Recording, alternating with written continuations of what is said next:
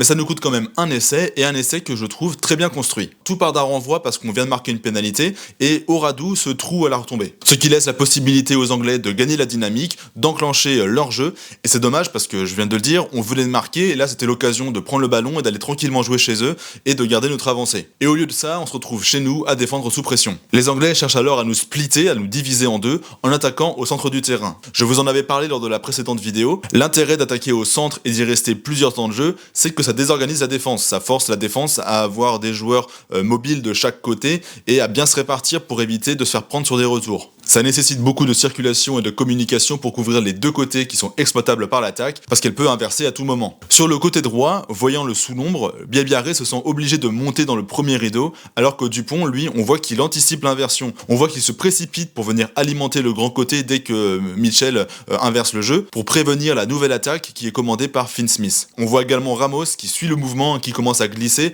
parce qu'il sent que ça peut jouer sur l'extérieur. Ce qui fait que ça crée en fait une zone libre derrière Bielbiarré dans son dos, avec Freeman lui qui se fait oublier sur la touche en collant le bord du terrain. Finn Smith fait donc le choix parfait en décidant de jouer au pied, Freeman domine le bordelais, il efface Dupont et il marque l'essai.